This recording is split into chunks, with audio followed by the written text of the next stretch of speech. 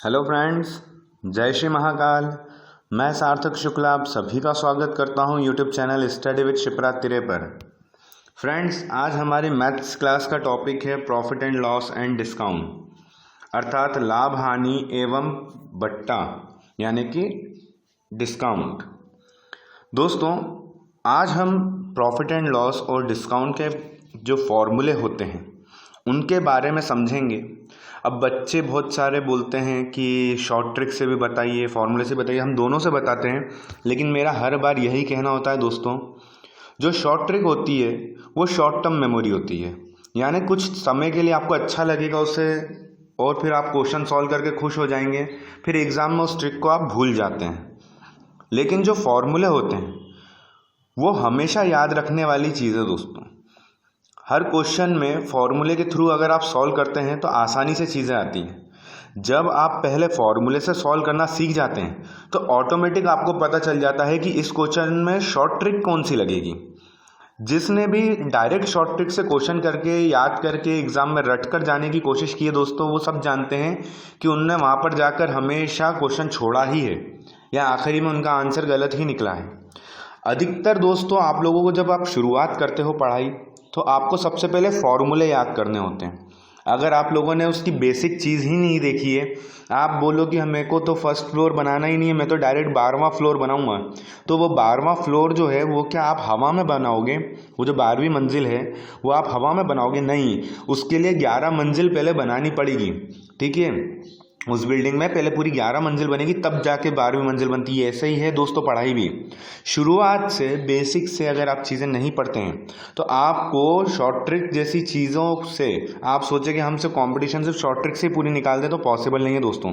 आपको पहले उसके बारे में पूरी डिटेल जानकारी होनी चाहिए, जो कि आज के लेक्चर में आपको बताएंगे। प्रॉफिट एंड लॉस से जुड़े सारे फॉर्मूले आज हम कवर करेंगे दोस्तों। इसके अलावा अगर तो दोस्तों, वैकेंसी और वीडियोस की जानकारी के लिए आप YouTube पर शिप्रा तिरे सर्च करें। जैसे ही आप YouTube पर शिप्रा तिरे सर्च करेंगे आपके सामने ये सबसे ऊपर लोगो दिखेगा। जैसे ही आप इस पर क्लिक करेंगे तो आप इस पेज पर पहुंच जाएंगे। आपको सब्सक्राइब बटन पर क्लिक करना है तो वैकेंसी की जानकारी और पढ़ाई से रिलेटेड वीडियोज़ की जानकारी सीधे आपके मोबाइल पर आपको मिलेगी। चलिए दोस्तों, समय नहीं गंवाते हैं, फटाफट पढ़ लेते हैं। दोस्तों, प्रॉफिट एंड लॉस यानी कि लाभ और हानि। लाभ और हानि कब होगी? जब हम कोई चीज़ खरीदेंगे या बेचेंगे, है ना। तो दोस्तों, क्या होता है इसमें कॉस्ट प्राइस सीपी। तो हिंदी इंग्लिश दोनों में लेके आया हूँ दोस्तों, ताकि आप लोगों को इंग्लिश में समझ में आता है ठीक, नहीं तो हिंदी में समझ में आता है। तो अगर आपको इंग्लिश हिंदी दोनों में आता है, नहीं आता है समझ में, तो दोस्तों इसके लिए अदर लैंग्वेज नहीं है। अभी एग्ज़ाम में भी हिंदी इंग्लिश ही आती है। ठीक है, अब देखते दोस्तों, the cost price of an article is the price at which the article is bought. अर्थात क्रय मूल्य का मतलब ये होता है, कॉस्ट प्राइस को हिंदी में क्या बोलते हैं? क्रय मूल्य। क्या बोलते हैं दोस्तों? क्रय मूल्य। जिस मूल्य पर कोई वस्तु खरीदी जाती है उसे उस वस्तु का क्रय मूल्य कहते हैं। अर्थात दोस्तों, मान लीजिए आपने कोई एक पेन खरीदा 2 रुपये का, तो वो आपने खरीद लिया है, कॉस्ट प्राइस, तो 2 रुपये आपके पेन के हो गए। यानी कि अब अगर आप उसको बाद में कितने में भी बेचो कोई फ़र्क नहीं पड़ता, आपने कितने में खरीदा है? 2 रुपये में खरीदा, तो कॉस्ट प्राइस क्या हो गई? 2 रुपये हो गई। ठीक है, जैसे कि एक एग्जाम्पल है आगे कि माना कि राम ने एक गाय 4000 रुपये में खरीदी। अब राम ने खरीदी ना, तो उसकी कॉस्ट प्राइस क्या हो गई? अब गाय की 4000 रुपये हो गई, तो उसकी कॉस्ट प्राइस यानी क्रय मूल्य कितना हो गया? 4000 रुपये हो गया। मतलब क्या? कॉस्ट प्राइस वो प्राइस होती है जिस पर कोई चीज़ खरीदी जाती है। ठीक है, चलिए आगे देख लेते हैं। Selling price. सेलिंग प्राइस क्या होता है? The selling price of an article is the price at which the article is sold. अर्थात सेलिंग प्राइस को हिंदी में पहले बोला जाता है विक्रय मूल्य। ठीक है, अब इसकी डेफिनेशन यह है कि जिस मूल्य पर कोई वस्तु बेची जाती है उसे उस वस्तु का विक्रय मूल्य कहते हैं। अर्थात दोस्तों, मान लीजिए कि पहले राम ने, जो अभी पहले वाला एग्जांपल था कि राम ने 4000 में खरीदी थी तो कॉस्ट प्राइस। अब मान लो उसने 5000 में बेच दी, तो 5000 में बेची तो वो हो जाएगा आपका सेलिंग प्राइस। मतलब जिस पे बेचें, जिस भी दाम पर आप बेचो वो क्या हो जाएगा? Selling price. ठीक है, मान लो मैं अपन ने एक एग्जांपल लिया था अभी, 2 रुपये जो है वो पेन की प्राइस है है ना। मान लो मैंने अब 3 रुपये में बेच दिया, 2 रुपये में खरीदा था तो कॉस्ट प्राइस, 3 रुपये में बेच दिया तो वो 3 रुपये मेरे सेलिंग प्राइस हो गए। ठीक है दोस्तों, अब यहाँ पर एक एग्जांपल है, माना कि एक टीवी 3600 रुपये यानी 3600 में बेचा गया, तो टीवी का विक्रय मूल्य यानी कि सेलिंग प्राइस क्या हो गया दोस्तों 3600। यानी आप कोई भी चीज़ जब बेचते हैं तो वो हो जाती है सेलिंग प्राइस। ठीक है दोस्तों, कॉस्ट प्राइस यानी खरीदना, सेलिंग प्राइस यानी बेचना। अब यहाँ पर आता है प्रॉफिट और गेन, इन दोनों का मतलब एक ही होता है, प्रॉफिट और गेन का लाभ, है ना। प्रॉफिट इसको बोलते हैं प्रॉफिट और गेन, लाभ। If selling price of an article is more than it's cost price, अर्थात यदि किसी वस्तु का क्रय मूल्य उसके विक्रय मूल्य से कम हो। अर्थात दोस्तों प्रॉफिट कब होगा, जब हम कोई चीज़ कम में खरीदेंगे और ज़्यादा में बेचेंगे, है ना। तो जो उसकी कॉस्ट प्राइस है 2 रुपये, मान लो अपन ने एक पेन खरीदा था 2 रुपये में, बेचा 3 रुपये में, यानी कि अपना जो सेलिंग प्राइस है वो कॉस्ट प्राइस से ज़्यादा था, है ना। देखो जैसे कि मैं आप लोगों को बताता हूँ, कॉस्ट प्राइस अपन ने एक पेन खरीदा 2 रुपये और सेलिंग प्राइस यानी बेच दिया कितने में 3 रुपये। तो हमेशा सेलिंग प्राइस अगर प्रॉफिट होगा ना तो सेलिंग प्राइस कॉस्ट प्राइस से हमेशा क्या होगा दोस्तों, हमेशा बड़ा होगा। ठीक है, सेलिंग प्राइस कैसा होगा, हमेशा बड़ा होगा। कब, जब प्रॉफिट आएगा तब। ठीक है, जैसे कि देख लेते हैं आगे दिया हुआ है, पहले तो डेफिनेशन पूरी देख लेते हैं दोस्तों। यदि किसी वस्तु का क्रय मूल्य उसके विक्रय मूल्य से कम हो या विक्रय मूल्य उसके क्रय मूल्य से अधिक हो, ठीक है, तो उस स्थिति में लाभ होता है। जैसे एग्जाम्पल है, एग्जाम्पल से आप समझ जाएंगे। माना कि एक गाय 1400 रुपये में खरीदी गई और 1600 रुपये में बेची गई। देख लो फ्रेंड्स, यहाँ पे खरीदी कम में, बेची ज़्यादा में, है ना, सेलिंग प्राइस ज़्यादा ही है, तो यहाँ पे प्रॉफिट होगा। ठीक है, कितने रुपए का, जब 1400 में खरीदी और 1600 में बेच रहे हैं तो कितने का प्रॉफिट होगा, कितने का होगा दोस्तों, हाँ 200 रुपये का प्रॉफिट हो जाएगा आपका। ठीक है, यहाँ पे उम्मीद करता हूँ ये चीज़ आपको समझ में आ गई कि प्रॉफिट क्या होता है। प्रॉफिट क्या होगा, सेलिंग प्राइस हमेशा बड़ा रहेगा कॉस्ट प्राइस से, है ना, तभी प्रॉफिट आएगा। यानी बेची गई चीज़ जो है, यार एक सीधी सी बात है ना कि अगर आप मान लो आपने 20 रुपये में कोई कॉपी खरीदी, अब आप उसको 20 रुपये से कम में बेचोगे तो नुकसान ही होगा ना। प्रॉफिट कब होगा, जब आप उसको 20 रुपये से ज़्यादा में बेचोगे, है ना, भले से 21 में बेच दो, है ना, तो प्रॉफिट होगा 1 रुपये का, है ना। तो सेलिंग प्राइस जो होगी वो हमेशा ज़्यादा होगी, तभी आपका प्रॉफिट होगा। ठीक है, चलिए अब आता है नुकसान यानी लॉस। लॉस को बोलते हैं हिंदी में हानि। लॉस की डेफिनेशन है, is selling price of an article is less than it's cost price. अब सीधी सी बात है, नुकसान कब होगा, जैसा भी मैंने एक एग्जांपल दी कि आपने कॉपी खरीदी 20 रुपये में, अब अगर आपने उसको 19 में बेच दिया तो आपका 1 रुपये का नुकसान हो जाएगा। ठीक है, तो यहाँ पर क्या होगा दोस्तों, हानि। यदि किसी वस्तु का क्रय मूल्य उसके विक्रय मूल्य से अधिक हो या विक्रय मूल्य उसके क्रय मूल्य से कम हो, ठीक है, तो इस स्थिति में हानि होती है। एग्जाम्पल लूंगा तो आपको समझ में आ जाएगी कि हानि को कैसे देखना है। मोहन ने एक गाड़ी, चलिए दोस्तों, तो इसका जो एग्जाम्पल है वो क्या है, मोहन ने एक घड़ी 425 रुपये में खरीदी और 400 रुपये में बेच दी। तो दोस्तों जब आपने कोई चीज़ मान लीजिए 425 रुपये में खरीदी और 400 रुपये में बेच दी तो आपको 25 रुपये का नुकसान हो गया। यानी कि क्या है, कॉस्ट प्राइस जो है वो ज़्यादा होता है और जो सेलिंग प्राइस होता है वो कम होता है। ठीक है, 425 रुपये में कोई चीज़ खरीद के आप 400 रुपये में बेच दोगे तो 25 रुपये का नुकसान हो जाएगा ना आपको। तो ऐसा करते हैं हानि। ठीक है, लॉस इस तरीके से निकाला जाता है। चलिए अब ये जो बहुत इंपॉर्टेंट है, जो बच्चे समझ नहीं पाते हैं कि इसका करना क्या है, ओवरहेड कॉस्ट या फिर ओवरहेड एक्सपेंसेस। ठीक है, इसका मतलब क्या होता है दोस्तों, ओवरहेड और operating expenses refer to those expenses associated with running a business that can't be linked to creating और प्रोड्यूसिंग प्रोडक्ट और सर्विस। दोस्तों उपपरिव्यय, उपपरिव्यय क्या होता है दोस्तों, देखिएगा, वस्तुओं को उचित स्थान पर ले जाने में बस, रेल किराया, कुली की मजदूरी, रिक्शा भाड़ा, दुकान का किराया, दुकान की देखभाल के लिए रखे गए नौकर का वेतन इत्यादि पर विक्रेता को जो व्यय करना पड़ता है, एक्सपेंस करना पड़ता है, वे सब उपपरिव्यय कहलाते हैं। दोस्तों मैं आपको एक एग्जाम्पल देके समझाता हूँ। आपकी एक दूध की दुकान है, ठीक है, क्या है, दूध की दुकान है। दोस्तों आपको नौकर चाकर रखने पड़ेंगे, ठीक है। तो उस नौकर पर खर्चा, आपको दूध की केन खरीदनी पड़ेगी, दूध का वो जो केन है उसका खर्चा, आपको एक फ्रिज रखना पड़ेगा ताकि वो दूध जो बचा हुआ है रात को वो ठंडा रहे, आप वो जो फ्रिज में जब रखो, फ्रीज़र जो बड़ा खरीदोगे उसका बिजली का खर्चा, ठीक है। ये सब मिला लोगे तो उसको क्या बोलते हैं, एक्सपेंसेस, जो कि आपने उसके ऊपर किया है, ठीक है। तो दोस्तों ये कब, जब आप कोई प्रोडक्ट बनाते हैं और उस पर कोई खर्चा करते हैं। दोस्तों छोटी छोटी चीज़ है, जैसे एक लक्स का, आपको साबुन का ही बता देता हूँ एक एग्जांपल। लक्स साबुन बना लिया, अब वो सिर्फ साबुन बना, उसके ऊपर जो रैपर लगा उसका खर्चा, ठीक है। फिर उसके बाद वो जो शॉप तक गया, ठीक है, उसका खर्चा, ये जो आपका जो ट्रैवलिंग एक्सपेंस हुआ, ये सब मिला लेते हैं किसमें दोस्तों, कॉस्ट प्राइस में मिलता है, ठीक है। ये सब किस में बनता है, यानी कि मान लीजिए कि एक साबुन का मैंने बोला 36 रुपये, और फिर उसके बाद वो लोग क्या करते हैं उसमें एक्सपेंस को भी जोड़ देते हैं कि भैया ये टोटल अब साबुन कितने का पड़ गया, अपने को ट्रैवलिंग वगैरह मिला के सब पहुंचा के दुकान तक 40 रुपये का पड़ा है, ठीक है। तो ये कॉस्ट प्राइस में जुड़ता है, ठीक है दोस्तों। जितने में सामान बना और जो ऊपर उसमें लागत लगी, ठीक है, तो ये कॉस्ट प्राइस में जुड़ जाता है। ये होता है ओवरहेड एक्सपेंसेस। कौन कौन से, जैसे कि बस, रेल किराया, कूली की मजदूरी, रिक्शा भाड़ा, दुकान का किराया, दुकान की देखभाल, नौकर का वेतन, बिजली बिल, एक्सेट्रा दोस्तों, है ना। अब एक चीज़, जब तक प्रश्न में अन्यथा न कहा जाए, उपरिव्यय वस्तु के क्रय मूल्य में सम्मिलित कर लिया जाता है, जैसे कि मैंने अभी आपको बोला कि कॉस्ट प्राइस में ही मिला लिया जाता है, ठीक है।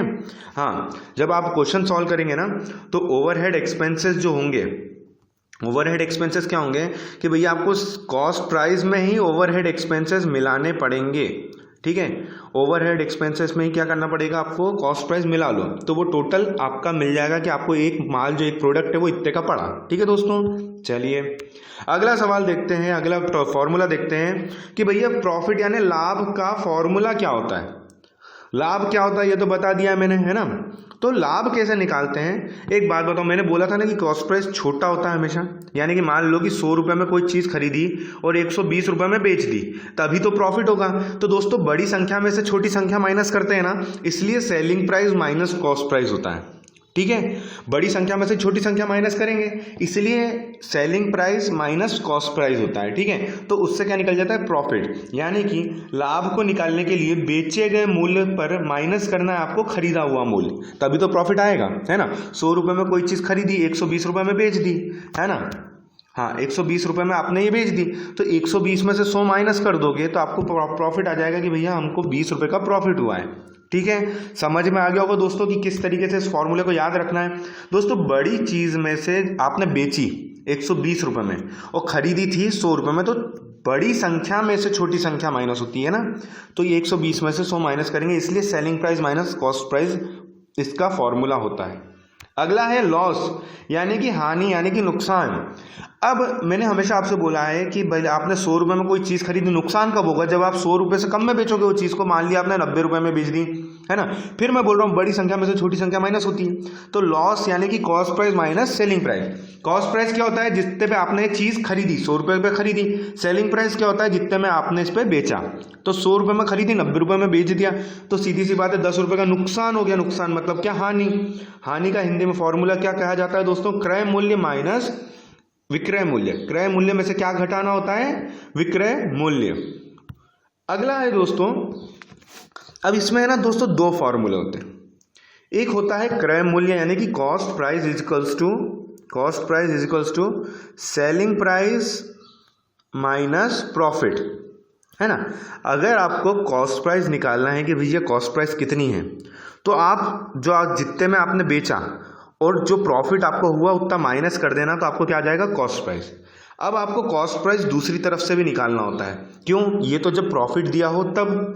लेकिन अगर नुकसान हो रहा है तो आप क्या बताओगे कि मैंने कितने रुपए की लागत लगाई थी, तो सेलिंग प्राइस यानी कि आपने जितने में बेचा प्लस लॉस, है ना। जैसे कि मान लेते हैं कि अभी मैंने एक एग्जांपल लिया था, 100 रुपये में कोई चीज़ खरीदी मैंने, अब सेलिंग प्राइस कितने की है, मैंने 90 रुपये में बेच दी थी नुकसान में। अब लॉस कितने का हुआ था, 10 रुपये का, तो ये 90 और 10 मिलके कितना हो गए, 100।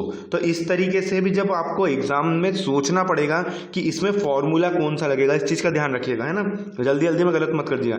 वैसे ही सेलिंग प्राइस है, सेलिंग प्राइस में कॉस्ट प्राइस प्लस प्रॉफिट मिला लेंगे, यानी कि मान लो मैंने कोई चीज़ 120 रुपये में बेची, ठीक है। मैंने उसमें लागत कितनी लगाई थी 100 रुपये की, प्रॉफिट कितने का हुआ 20 रुपये का, तो ये दोनों मिला के कितने हो गए 120।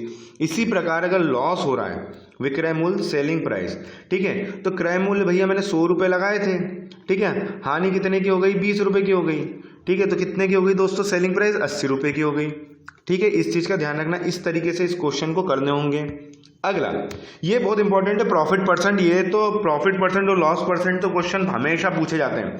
एक चीज़ का ध्यान रखना, प्रॉफिट परसेंट पूछे चाहे लॉस परसेंट पूछे, यहाँ पे प्रॉफिट की जगह भले लॉस आ जाए, यहाँ बटे में सीपी यानी कि कॉस्ट प्राइस ही रहेगा और इनटू में 100 ही रहेगा, ठीक है। सिर्फ यहाँ पर प्रॉफिट की जगह पे लॉस हो जाएगा और लॉस की जगह पे प्रॉफिट, जो भी एग्जाम में पूछा हो। जैसे कि यहाँ पे पूछा है कि प्रॉफिट परसेंट कितना हुआ, तो कितना, तो आप बोलोगे प्रॉफिट अपॉन जितने भी हमने लागत लगाई यानी कि कॉस्ट प्राइस और इनटू में 100, ठीक है। जैसे मान लेते हैं आपका प्रॉफिट हुआ 10 रुपये का, आपने वो चीज़ बनाई 100 रुपये में, तो अब आपसे पूछा है कि परसेंटेज में बताओ कि आपको प्रॉफिट जो है वो कितने प्रतिशत का होता है। 100 से 100 कट जाएगा, बचेगा सिर्फ आपका 10, तो आपको 10% का क्या हो गया दोस्तों प्रॉफिट हुआ है, ठीक है। बात समझ में आ गई। और प्रतिशत लाभ हिंदी में भी बता देता हूँ, प्रतिशत लाभ, ये लाभ की जगह पे जब यहाँ पर लाभ पूछा तो लाभ आएगा, हानि पूछी तो हानि आ जाएगी, ठीक है। बाकी पूरा फॉर्मूला वैसा का वैसे ही लेगा, नीचे क्रय मूल्य ही रहेगा और इनटू में 100 ही रहेगा हमेशा, ठीक है। देख लो आगे, ये रहा आपका लॉस परसेंट, मैंने अभी जैसा बताया, बस क्या हुआ प्रॉफिट की जगह पे लॉस आ गया, कॉस्ट प्राइस की जगह पे कॉस्ट प्राइस है, 100 की जगह पे 100 है, अर्थात प्रतिशत हानि है तो हानि बटे क्रय मूल्य गुणा 100, तो आपका आंसर आ जाएगा। करके देख लेते हैं दोस्तों। मान लेते हैं कि 10 रुपये का आपको नुकसान हुआ, आपने वही चीज़ कितने की बनाई थी 100 रुपये की बनाई थी, ठीक है, इनटू में 100 है, इसी 100 से 100 कट जाएगा, यानी कि आपको लॉस कितने प्रतिशत का हुआ है 10% का आपको नुकसान हो गया, ठीक है दोस्तों। मतलब प्रॉफिट परसेंट और लॉस परसेंट में कोई अंतर नहीं होता है, सिर्फ क्या होता है यहाँ पर इस पे प्रॉफिट पूछा तो प्रॉफिट, अगर लॉस पूछा तो यहाँ पे लॉस आ जाएगा, बस बटे में जितने भी मूल्य पर आपने वो चीज़ खरीदी या बनाई है। मान लीजिए कि आपने एक पेंसिल बनाई 2 रुपये की, भले ही आपने कितने में बेची हो, चाहे उसका मार्केट प्राइस कुछ भी रखा हो, 2 रुपये पे आपको निकालना है कि कितने का नुकसान हुआ है या कितने का प्रॉफिट हुआ है, ठीक है। चलिए, अब कॉस्ट प्राइस निकालने का और भी एक फॉर्मूला होता है दोस्तों। जब आपको ये दे दिया जाता है कि भैया आपका प्रॉफिट परसेंट इतना है, आपने इतने में बेचा है, तो अब आपको हमको बताना है कि आपने कितने में वो वैल्यू बनाई थी, वो चीज़ जो थी, आपने प्रोडक्ट जो था वो कितने में बनाया था। तो दोस्तों जब भी ऐसा फॉर्मूला आए कि आपको सेलिंग प्राइस दे दी है कि भैया आपको सेलिंग प्राइस है 120 रुपये, ठीक है, और आपको प्रॉफिट दे दिया है कि भैया आपका जो प्रॉफिट है वो है 10%, आप हमको कॉस्ट प्राइस बता दीजिए कि आपने कितने में इसको बनाया था, ठीक है। तो अपन क्या करेंगे, सेलिंग प्राइस की जगह पर रख देंगे 120, इनटू करेंगे 100, तो 100 जैसा है वैसा का वैसा ही लिखना है दोस्तों, ठीक है, बटे में 100 प्लस प्रॉफिट परसेंट मतलब कितना हो जाएगा 10, यानी कि 110। ये हो गया आपका 1200 बटे 11%। इसको पूरा पॉइंट पे सॉल्व कर लेना। तो इस तरीके से दोस्तों आपको निकालना होगा, कब, जब सेलिंग प्राइस दिया हो, प्रॉफिट परसेंट में दिया हो और जो कॉस्ट प्राइस आपको निकालनी हो, बस ये 3 चीज़ दी हो, मतलब 2 चीज़ दी हो और ये तीसरी चीज़ पूछी हो, तब आपको ये वाला फॉर्मूला लगाना है, अर्थात क्रय मूल्य यानी आपने कितने में वो माल बनाया, उसके लिए आपको विक्रय मूल्य गुणा 100 और बटे में 100 प्लस जितना भी आपने प्रॉफिट कमाया है प्रतिशत में इस चीज़ का ध्यान रखिएगा, तब ये फॉर्मूला काम आएगा। और अगर हानि हुई तो, जैसे कि पहले वाले क्वेश्चन में तो लाभ हो रहा है, ये रहा लाभ, तो प्लस में लिख दिया अपन ने। सेम टू सेम क्वेश्चन, अगर क्रय मूल्य में हानि हो रही हो तो माइनस कर देंगे, बस इसके अलावा और कुछ भी नहीं, ठीक है। बात समझ में आ गई दोस्तों। चलिए फिर आगे देखते हैं सेलिंग प्राइस। सेलिंग प्राइस जो है वो ये है कि कॉस्ट प्राइस ब्रैकेट में 100 प्लस P% अपॉन 100, अर्थात दोस्तों सेलिंग प्राइस जब निकालना हो आपको कि आपने वो चीज़ कितने में बेची, आपको दिया हुआ है कॉस्ट प्राइस दी है कि आपने 100 रुपये में वो चीज़ खरीदी थी, ठीक है। कॉस्ट प्राइस कितने में दी हुई है कि 100 रुपये में आपने वो चीज़ खरीदी और प्रॉफिट परसेंट जो हुआ आपको हुआ है 5% का, कितने का 5% का। तो आप क्या करेंगे, कॉस्ट प्राइस लिख दोगे 100 ब्रैकेट में कॉस्ट प्राइस प्लस प्रॉफिट मतलब कितना हो गया 105, यानी कि इसको अपन इनटू में भी लिख सकते हैं, है ना, इनटू में 105 अपॉन 100, तो 100 से 100 कैंसिल हो जाएगा, बचेगा कितना 105, यानी कि आपने वो चीज़ कितने में बेची 105 रुपये में बेची, ठीक है दोस्तों, इस तरीके से आपको विक्रय मूल्य का निकालना होगा। अब जैसे कि क्रय मूल्य गुणा 100 यानी 100 प्लस लाभ प्रतिशत इंटू अपॉन में 100। अब दोस्तों एक चीज़ का ध्यान रखना, अगर यहाँ पे लाभ की जगह हानि आ गई तो क्या करोगे, माइनस कर देना है अपने को हानि प्रतिशत। ये रहा आपके सामने वही क्वेश्चन। विक्रय मूल्य निकालना है, सेलिंग प्राइस निकालना है, आपके पास कॉस्ट प्राइस दी हुई है और आपको जो लॉस प्रतिशत है वो दिया हुआ है, तब आपको ये फॉर्मूला लगाना होगा दोस्तों। ठीक है, तो क्रय मूल्य गुणा 100 माइनस हानि प्रतिशत, जब हानि हो तो माइनस कर दो बस। ठीक है दोस्तों, अब एक और इसमें टॉपिक आता है मार्क प्राइस। मार्क प्राइस क्या होता है दोस्तों, मैं आपको बताता हूँ। आपने कोई सा भी एक, मान लेते हैं कि आपने एक कुरकुरे का पैकेट खरीदा, ठीक है, उस पर एक चीज़ लिखी होती है एमआरपी। एमआरपी का मतलब होता है मार्क प्राइस। मतलब कि अगर कोई चीज़ मान लीजिए कि 100 रुपये में उसका लिखा हुआ है, तो वो व्यक्ति सामने वाला 100 रुपये से ज़्यादा में इसको बेच नहीं सकता। ठीक है, इसलिए वो मार्क प्राइस दी जाती है कि एमआरपी जो है ये आपकी 100 रुपये, आप इस चीज़ को 100 रुपये से ज़्यादा में नहीं बेच सकते। ठीक है, आप इस पर कुछ डिस्काउंट देके बेचना चाहते हो तो बेच सकते हो, लेकिन इससे ज़्यादा में आप नहीं बेच सकते 100 रुपये से ज़्यादा में। तो देखिए दोस्तों, यहाँ पे लिखा हुआ है the price on the labelled of an article or product is called the mark price or list price. ठीक है, यानी अंकित मूल्य या सूची मूल्य या विज्ञप्ति मूल्य, वह मूल्य जिस पर कोई वस्तु बेची जाने वाली हो, अंकित मूल्य कहलाती है। यानी कि दोस्तों एमआरपी जो आप जिसको बोल सकते हैं, आराम से याद रख सकते हैं कि कोई चीज़ 100 रुपये की है तो 100 रुपये से ज़्यादा में नहीं बेच सकते, 100 रुपये या 100 रुपये से कम में कितने में भी बेच सकते, इसको बोलते हैं मार्क्ड प्राइस। ठीक है दोस्तों, अब बात करते हैं डिस्काउंट की, यानी कि बट्टा या छूट, जिसको आप बोलते हैं बट्टा या छूट। सो दोस्तों इसको बड़ा ही आसान है याद रखने में। देखो जैसे अभी मैंने आपसे बोला कि भैया एमआरपी पे अधिकतर ये डिस्काउंट वाला क्वेश्चन आता है। एमआरपी है 100 रुपये, डिस्काउंट दे दिया 10% का, है ना। अब यानी कि वो वैल्यू कितने की हो गई, 90 रुपये की। ये होता है, इस तरीके से आपको फॉर्मूले के थ्रू निकालना होगा। आप कैसे निकाला मैं आपको समझाता हूँ। पहले डिस्काउंट की डेफिनेशन समझ लीजिए कि क्या होता है। The definition of discount is reduced prices or something being sold at a price lower than that item is normally sold for। ठीक है, अर्थात अगर हिंदी में इसकी डेफिनेशन पढ़े, बट्टा या छूट किसी कारणवश सामान खराब हो जाने के कारण अथवा पुराना हो जाने से या सामान की बिक्री बढ़ाने के लिए थोक विक्रेता या खुदरा विक्रेता को अथवा खुदरा विक्रेता ग्राहक को सामान यानी वस्तु अंकित मूल्य से कम दाम पर बेचे। मैंने बोला ना, अंकित मूल्य यानी मार्क प्राइस, है ना, इससे कम में ही बेचेगा, ज़्यादा में नहीं बेच सकता। ठीक है, यही चीज़ बोल रहा है वो, मूल्य से कम दाम पर बेचता है। अंकित मूल्य में से जो कटौती की जाती है, अंकित मूल्य यानी मार्क प्राइस में से जितनी संख्या या पैसे कम किए जाते हैं वह छूट कहलाती है, डिस्काउंट कहलाती है। ठीक है दोस्तों, अब ये बोल रहा है सामान्यतः बट्टा अंकित मूल्य के प्रतिशत के रूप में व्यक्त किया जाता है। ठीक है, अर्थात दोस्तों आपसे बोला जाता है, जैसे मैंने अभी आपसे बोला कि मार्क प्राइस हो गई आपकी 100 रुपये, डिस्काउंट दिया है 10% का। तो इसको निकालते कैसे हैं दोस्तों, इसको निकालते ऐसे हैं कि 100 का 10% इसको माइनस कर देंगे तो ये हो गया 10। ठीक है, ये 10 कितने में से माइनस करना है, जो एमआरपी है। तो आपको अब वो चीज़ कितने में बेचना है, 90 रुपये में बेचना है। देखो दोस्तों ये 90 रुपये है, ये 100 रुपये से कम में ही है ना, इस तरीके से निकालना होता है। अब इसका फॉर्मूला दिखा देता हूँ दोस्तों आपको, जिस भी बच्चे को दिक्कत है कि भैया फॉर्मूले के हिसाब से बताओ हमको, तो है ना।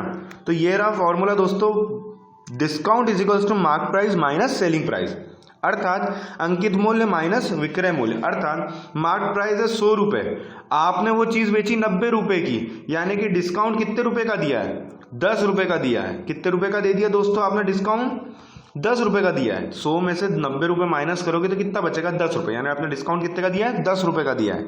ठीक है दोस्तों, ये तो डायरेक्ट आपने निकाल लिया। और अगर अब प्रतिशत में पूछ लिया तो कि बट्टा आपने 10 रुपये का दिया था, अंकित मूल्य थे 100 रुपये, ठीक है, तो आप प्रतिशत बता दीजिए। तो दोस्तों आपके सामने डिस्काउंट है 10 रुपये, इंटू में 100, ऐसा कैसे लिख देंगे, बट्टे में अंकित मूल्य अपन ने ले लिया है 100 रुपये, तो ये 100 से 100 कैंसिल हो जाएगा, यानी कि प्रतिशत में देखें तो 10%। आपका आंसर क्या आ जाएगा, 10% छूट दी है, यानी कि डिस्काउंट इंटू 100 अपॉन अंकित मूल्य। ठीक है, यानी कि सेलिंग प्राइस, सॉरी एमआरपी, है ना। अंकित मूल्य यानी दोस्तों एमआरपी, जितने भी एमआरपी होगी वो। दोस्तों उम्मीद करता हूँ आपको ये फॉर्मूले समझ में आए होंगे। इसी बेसिस पे हम कल बहुत सारे क्वेश्चंस लेने वाले हैं, तो उम्मीद करता हूँ कि आप कल तक सारे क्वेश्चंस जो हैं वो समझ लेंगे और देख लेंगे कि किस तरीके से इसको किया जाता है। दोस्तों वीडियो को आखिरी तक देखने के लिए thank you so much. Video अगर पसंद आया हो तो लाइक ज़रूर करें, शेयर करें और कमेंट में ये ज़रूर बताएं कि आपको वीडियो कैसा लगा। अगर वैकेंसीज और वीडियोज़ की जानकारी आपको चाहिए तो हमारे चैनल को सब्सक्राइब जरूर करें फ्रेंड्स, ताकि जितनी भी वैकेंसीज और वीडियोज़ हैं उसकी जानकारी सीधे आपके मोबाइल पर आपको मिल सके। चलिए दोस्तों मिलते हैं फिर अगली क्लास में। थैंक यू फ्रेंड्स, जय श्री महाकाल।